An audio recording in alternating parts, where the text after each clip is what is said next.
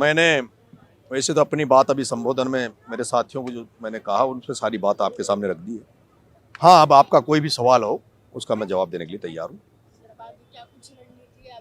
हम लोग तो यहाँ न्याय की मांग कर रहे हैं और बैठे हैं, इंतजार कर रहे हैं कब हमारे पास सरकार की तरफ से बात करने का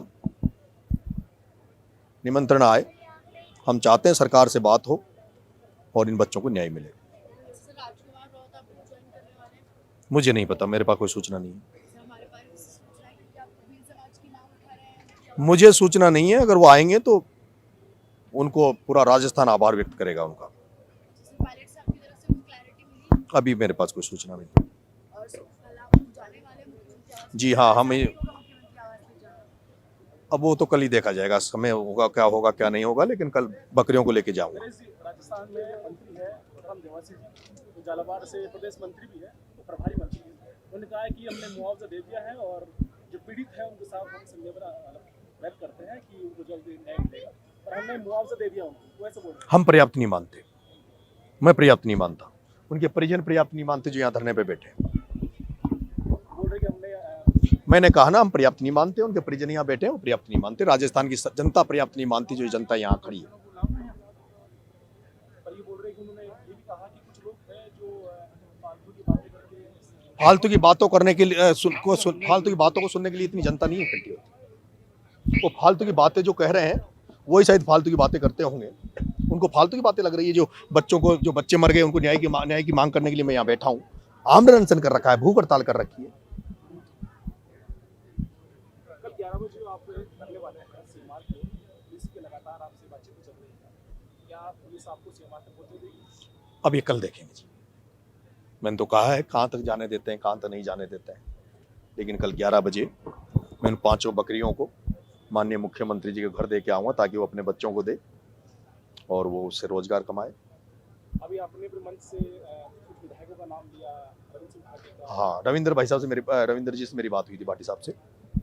वो 1-2 दिन में हमारे बीच में आएंगे। वो मेरी रैली में भी आने वाले थे, वहाँ जो जनक्रांति यात्रा निकाल रहा था मैं, उसमें भी आ रहे थे, लेकिन जनक्रांति यात्रा बीच में रुक के ये झालावाड़ का हादसा हो गया था, नहीं तो वो उसमें आ रहे थे। वो डोंगरी बांध में भी मैं उनको लेके आ रहा था, उन्होंने हाँ कर दी थी। 27 तारीख को वो मेरे साथ डोंगरी बांध में भी जाने वाले थे, तो आएंगे। मेरे को लगता है अगर लंबा चलेगा तो वो आएंगे।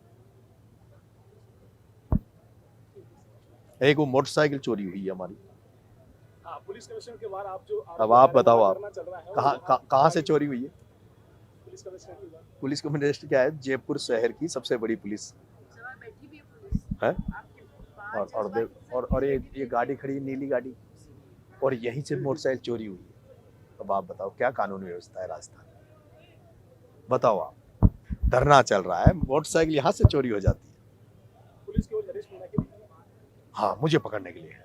वो तो है ना, मेरे अभी ये लोगों को रोक रहे, मेरे को पुलिस भी रोक रही है, मेरे लोगों को।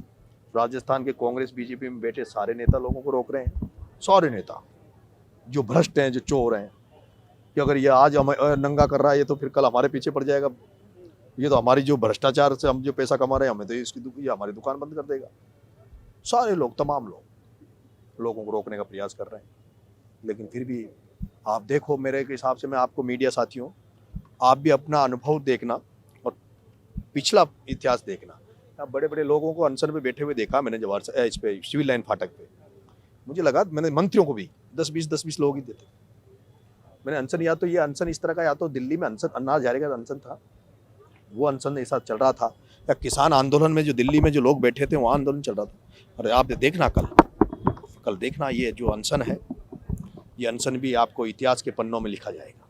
उम्मीद करता हूँ कि आप मीडिया साथी साथ दें, लेकिन हमारे कोई छोटी मोटी गलती हो जाए तो माफ़ कर दिया करो।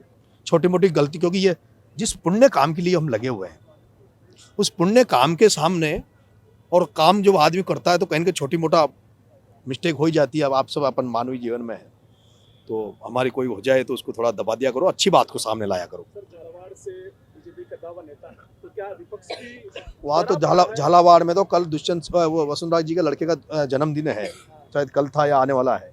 नरेश कल था, कब था? नरेश धाकड़, दुष्यंत सिंह का कल निकला है। कल वसुंधरा जी के लड़के, वहां के सांसद महारानी जी के महाराज बेटे का जन्मदिन था। और जन्मदिन पता है किसने मनाया? पिपलोदी के मरत बच्चों के परिजन तो यहाँ न्याय मांगने के लिए धरने पे बैठे हैं, और झालावाड़ का कलेक्टर और झालावाड़ का एसपी महाराज राजा महाराजा दुष्यंत सिंह का जन्मदिन मना रहे थे कल। कितना बड़ा दुर्भाग्य। सब संवेदनाएं मर गई। अब हालात ये है कि चलो नेताओं की संवेदनाएं मर जाए, पर अधिकारी इस तरह की हरकत करे। कलेक्टर एसपी इस दौर में जब वहां का मुद्दा पूरे राजस्थान में पूरे देश में चल रहा है, और वहां का कलेक्टर और एसपी जो दुष्यंत सिंह का जन्मदिन मना रहे हैं, वो भी घबराए हुए लग रहा है। कौन? जो अधिकारी लोग नहीं, अब उनको आज ये अधिकारी तो मालिक है, ये तो भगवान बने हुए हैं ना, ये कौन किन से डरते हैं? ये तो डरते थोड़ी है, घबराते थोड़ी है। घबराते डरते तो मेरे को जेलों में थोड़ी डालते। ये डरते नहीं, घबराते नहीं। क्या लगता है कि विपक्ष आपके धरने को सपोर्ट करेगा ही नहीं? लेकिन 3 दिन हो चुके हैं। मुझे तो मैंने पहले दिन से कहा, जिनकी आत्मा जिंदा होगी, जिनमें संवेदनाएं बची होगी, जो इन बच्चों को प्रति उनकी जो संवेदनाएं होगी, तो वो इस धरने में जरूर आएंगे। क्योंकि वो जब हादसा हुआ था, कोई भी हो, वो जो लोगों की आत्मा जिंदा होगी वो जरूर आएंगे।